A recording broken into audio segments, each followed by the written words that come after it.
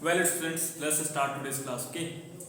And in today's class, I am going to teach you that how and where we will use of could, the last use of could, okay? So in the last use of could, we will learn that how can we express the possibility of past.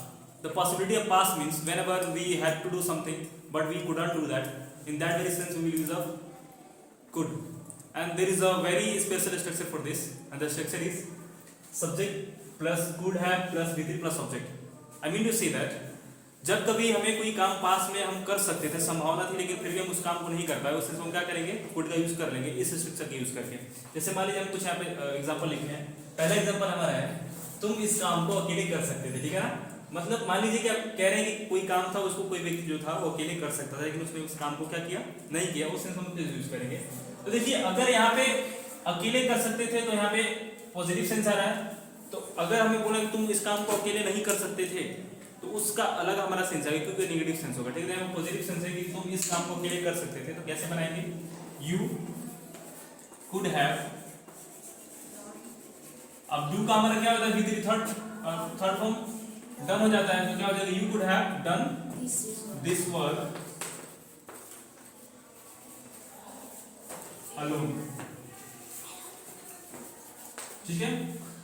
You could have done this work alone. Alone means अकेले। दूसरा sentence है तुम मुझे phone कर सकते थे।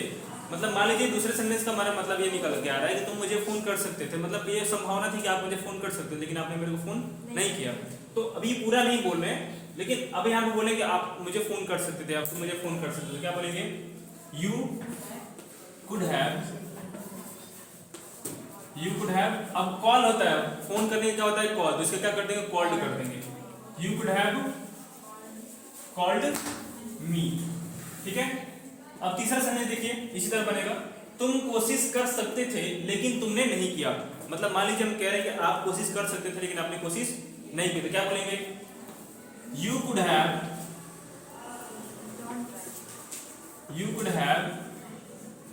Tried, TRIED, you could have tried. वो उसका भी बता रहे हैं, पहले इसको समझ लीजिए, ठीक है। You could have tried but तुमने नहीं किया। देखिए पास्ट इंडेफिनिट है ना, तो इसका नेगेटिव सेंस कर देंगे। पास्ट इंडेफिनिट का स्ट्रक्चर क्या होता है, subject plus did not have, subject plus did not plus V1 plus object होता है। पास्ट इंडेफिनिट का नेगेटिव सेंस यही स्ट्रक्चर होता है ना। तो हम कह रहे हैं कि तुम कोशिश कर सकते थे लेकिन तुमने नहीं किया, क्या हो जाएगा, you could have tried but you did not, did not. आ रही है बात समझ में। अब देखिए यहाँ पे कह रहे हैं मैं उसके प्रश्न का जवाब दे सकता था लेकिन मैंने नहीं दिया। मतलब मान लीजिए किसी ने आपसे प्रश्न पूछा और आप कह रहे हैं कि मैं उसके प्रश्न का जवाब दे सकता था, लेकिन आप उस समय उसके प्रश्न का जवाब नहीं दिए, तो उस सेंस में बोलेंगे आप कि मैं उसके प्रश्न का जवाब दे सकता था लेकिन मैंने नहीं दिया। कभी होता है ना कि वो जैसे बोला है ना, मैं उसके मतलब बात का जवाब दिया होता है लेकिन मैं उसके बात का जवाब नहीं दिया, ऐसा बोलते हो ना तुम लोग, उसी सेंस में इसको बोलेंगे। इसमें आप कह रहे हैं मैंने उसके प्रश्न का जवाब दे सकता था लेकिन मैंने नहीं दिया, तो क्या हो जाएगा, I could have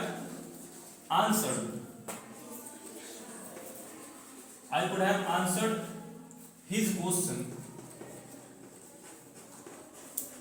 I could have answered his question but, लेकिन क्या कर देंगे, बट मैंने नहीं किया, तो क्या हो जाएगा, आई डिड नॉट फिर से कर देंगे, ठीक है, बट आई डिड नॉट, ठीक है। अब देखिए जो हमारा लास्ट सेंटेंस है वो भी इसी पे है, पॉसिबिलिटी ही, पास की पॉसिबिलिटी पे कि काम हो सकता था लेकिन नहीं हो सेंस में। देखिए वह अंग्रेजी में बात कर सकते थे, या तुम अंग्रेजी में बात कर सकते थे लेकिन तुमने नहीं किया।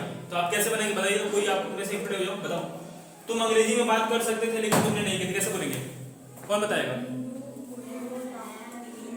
ये सब बताओगे, खड़े हो जाओ, बताओ, तुम अंग्रेजी में बात कर सकते थे लेकिन तुमने नहीं किया, कैसे बोलेंगे, you could have talked in English but you did not. Very good. Have a seat. But you did not. इसका मतलब आपको समझ में आ गया कि सेंस में इसका हम लोग स्ट्रक्चर आपको पता ही कौन सा स्ट्रक्चर है और किस सेंस में यूज कर रहे हैं, तो पास्ट की पॉसिबिलिटी को बताने के सेंस में यूज कर रहे हैं। किसी को डाउट नोट करिए फिर।